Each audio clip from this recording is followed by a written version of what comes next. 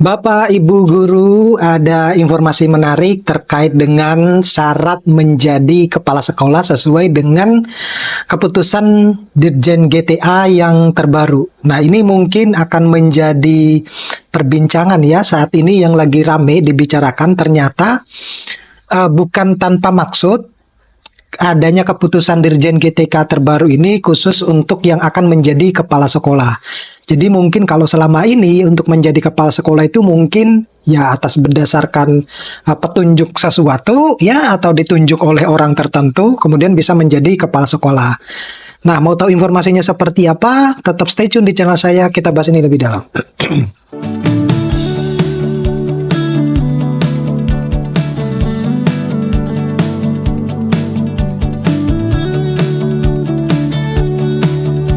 Assalamualaikum warahmatullahi wabarakatuh. Saya nggak tahu apakah informasi yang saya berikan ini merupakan informasi yang Bapak Ibu baru dapatkan, tetapi saya yakin bahwa informasi ini meskipun sudah keluar beberapa hari yang lalu dan saya baru mengupload videonya, ini terkait dengan adanya syarat ya guru untuk menjadi kepala sekolah sesuai dengan keputusan Dirjen GTA yang terbaru.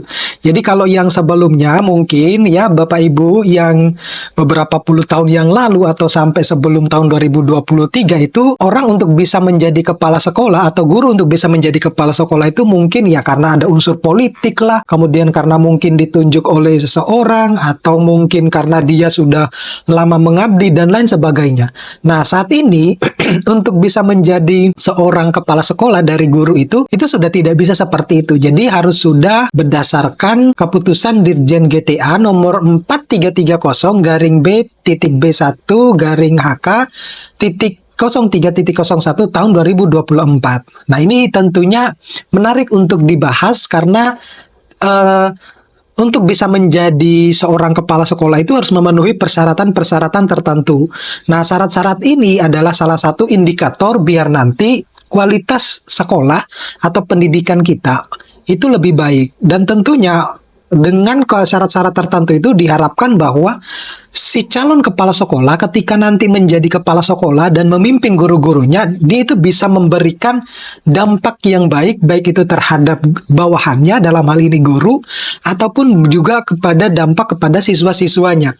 Dan juga bisa komunikatif. Nah, itu adalah salah satu basic leadership ya di dalam sebuah institusi. Jadi ini mungkin kalau dengan adanya syarat-syarat itu ditetapkan, maka harapannya sekolahnya akan lebih bagus ya. Jadi untuk mengupas tuntas ya secara mendalam terkait dengan kepala sekolah, syarat untuk menjadi kepala sekolah di tahun 2024 ini berdasarkan keputusan Direktorat Jenderal Guru dan Tenaga Kependidikan atau disingkat dengan GTA Kemendikbud, ada informasi yang tentunya sangat relevan sekali yang untuk mempersiapkan melangkah jenjang karir yang lebih tinggi. Nah, jadi mungkin kalau guru-guru yang memenuhi syarat yang saya sebutkan di dalam video ini, ya mungkin Bapak Ibu bisa mencalonkan untuk menjadi kepala sekolah.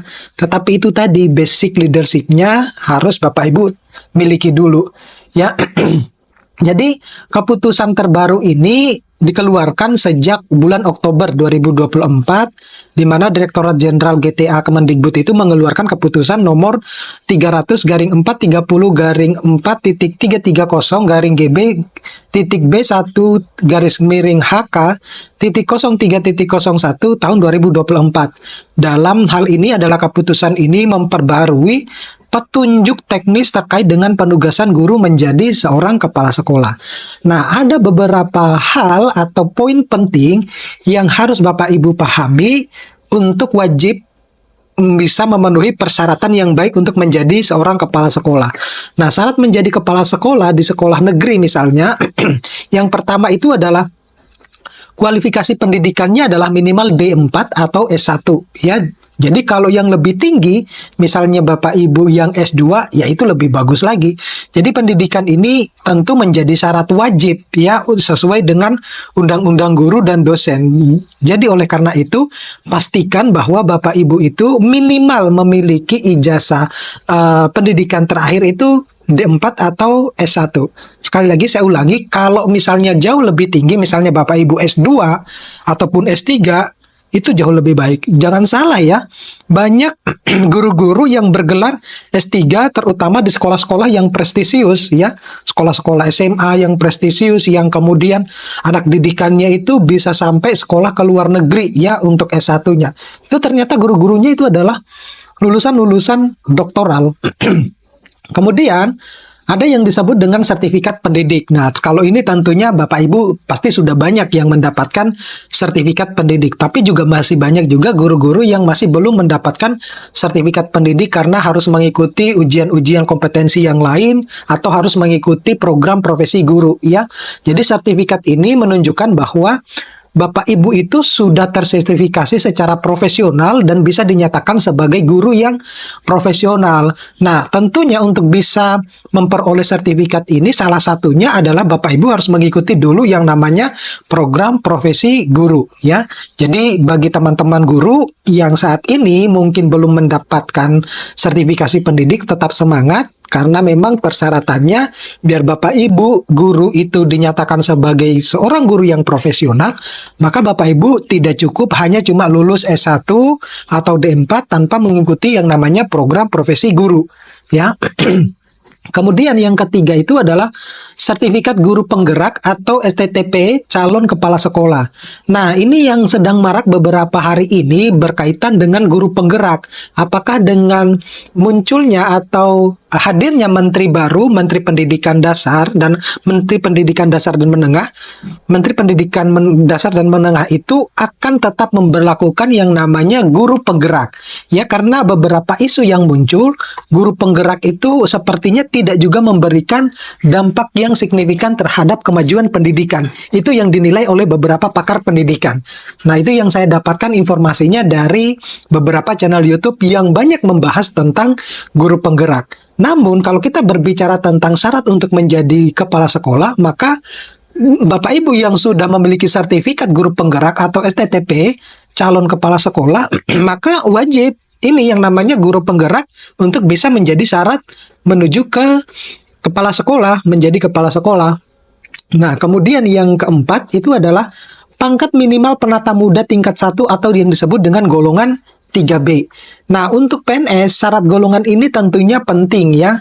Baik sebenarnya bukan hanya PNS saja, maupun yang non-PNS itu ya pangkat itu penting gitu ya. Menariknya pasca pandemi ini syarat pangkat ini sedikit diturunkan dari sebelumnya ke golongan 3C. Jadi sudah agak sedikit diturunkan Bapak Ibu. Kemudian yang kelima itu adalah penilaian kinerja minimal baik selama 2 tahun terakhir. Jadi Bapak Ibu yang memiliki reputasi baik selama sekolah, dalam hal ini adalah penilaiannya, maka tentunya Bapak Ibu juga bisa berkesempatan untuk menjadi seorang kepala sekolah. Karena nanti evaluasi kinerjanya itu harus memenuhi atau tidak setidaknya bisa menunjukkan predikat minimal baik untuk bisa memenuhi standar kualifikasi mau menjadi kepala sekolah. Kemudian yang keenam itu pengalaman manajerial ya selama 2 tahun. Nah, pengalaman manajerial itu seperti apa? Bapak Ibu itu misalnya sebelum menjadi kepala sekolah mungkin ditunjuk untuk memimpin apa gitu ya selama 2 tahun atau menjadi organisasi apa di sekolahnya selama 2 tahun. Itu yang disebut sebagai manajerial. Jadi basic kepemimpinannya itu ada. Karena nanti ketika menjadi kepala sekolah itu bisa dikatakan kan organisasinya sudah lebih besar nih. Jadi karena sudah lebih besar, Bapak Ibu tentunya yang akan menjadi kepala sekolah memimpin juga bawahan yang lebih banyak gitu. Jadi tidak hanya berbicara tentang akan memimpin guru-gurunya, dalam hal ini adalah bawahannya, tetapi juga memimpin siswa-siswanya dan bisa mengambil keputusan di waktu-waktu yang tepat. Oleh karena itu, baik bagi seorang pemimpin dalam hal ini adalah kepala sekolah itu juga harus belajar yang namanya teknik pengambilan keputusan. Saya kira dinas-dinas pendidikan pasti sudah mempelajari atau memberikan pelatihan-pelatihan terkait teknik pengambilan keputusan ini. Kemudian ada yang disebut dengan yang ketujuh itu harus sehat jasmani dan rohani. Nah, hal ini biasanya dibuktikan dengan syarat keterangan dari rumah sakit setempat Bapak Ibu ya. Jadi biar nanti Bapak Ibu dalam beberapa tahun terakhir itu tidak diragukan untuk dalam hal ini adalah kesehatan untuk memimpin dalam sebuah sekolah. Kemudian Yang kedelapan yang tidak kalah penting itu adalah bebas dari masalah hukum. Nah, tentunya Bapak Ibu yang akan menjadi kepala sekolah atau yang akan dipromosikan menjadi kepala sekolah, ya kalau punya masalah hukum tentunya tidak bisa. Oleh karena itu, Bapak Ibu yang akan dipromosikan menjadi kepala sekolah, ya tentunya harus bebas hukum, apapun itu. Kemudian, yang terakhir, yang tidak kalah penting, bukan yang terakhir, yang berikutnya itu adalah usia maksimal 56 tahun ya. Jadi batas usia ini dihitung saat Anda diangkat pertama kali sebagai kepala sekolah. Nah, lalu bagaimana sebenarnya perbedaan persyaratan untuk guru P3K? Nah, ini yang menarik juga karena di Indonesia itu kan banyak sekali yang membahas tentang guru PNS, guru non PNS, dan bahkan yang saat ini yang lagi booming itu adalah guru P3K ya, gitu. Nah, ini yang harus Bapak Ibu perhatikan juga. Nah, untuk guru yang berstatus P3K, syaratnya sedikit berbeda ini, terutama bagi para jabatan minimal yang diwajibkan. Nah, khusus untuk guru P3K itu harus memiliki jabatan sebagai guru ahli pratama, ya, atau ahli pertama, setara dengan golongan 3A, setara karena belum ada aturan kenaikan pangkat bagi guru P3K. Namun syarat lainnya seperti sertifikat pendidik dan pengalaman manajerial tetap sama, Bapak Ibu. Nah, syarat menjadi kepala sekolah untuk kalau kita berbicara di sekolah-sekolah swasta, nah guru yang ingin menjadi kepala sekolah di sekolah swasta itu memiliki persyaratan yang sama dengan penekanan pada penilaian kinerja dan dukungan dari yayasan. Jadi yang banyak didukung itu adalah dari yayasannya. Nah, hal ini akan mencangkup kualifikasi pendidikan, tentunya ya kualifikasi pendidikan terakhirnya minimal D4 atau S1. Kemudian sertifikat pendidik, pengalaman manajerial itu juga harus lebih baik serta bebas dari hukuman disiplin gitu ya. Nah, langkah-langkah untuk memenuhi syarat tersebut ya tentunya harus memperhatikan pengembangan dirinya. Dalam hal ini pengembangan diri itu seperti apa? Ya mungkin Bapak Ibu mengikuti pelatihan guru penggerak jika yang belum pernah memilikinya, itu karena salah satu untuk menambah skill ya.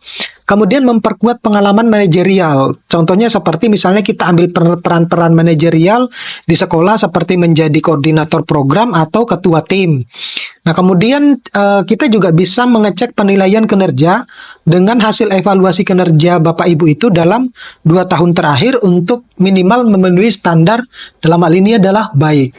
Nah, keputusan Dirjen GTK ini itu akan memberikan peluang besar bagi guru untuk mengembangkan karirnya menjadi kepala sekolah. Jadi jangan monoton hanya menjadi guru aja Bapak Ibu ya. Jadi pikirkan juga kalau sewaktu-waktu itu saya juga harus bisa menjadi kepala sekolah gitu.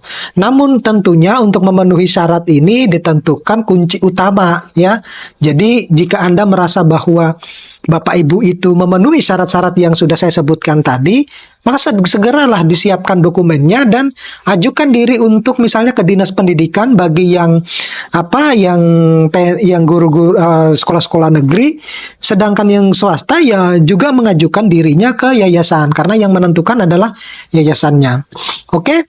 Mudah-mudahan ini bisa bermanfaat buat teman-teman guru. Tetap semangat ya untuk yang akan menjadi kepala sekolah, dan tetap semangat juga buat teman-teman guru yang saat ini masih belum mendapatkan kesempatan untuk mendapatkan sertifikat pendidik ya. Terima kasih. Kalau ada informasi-informasi yang menarik pasti saya akan berikan melalui channel YouTube ini. Terima kasih. Saya akhiri. Assalamualaikum warahmatullahi wabarakatuh.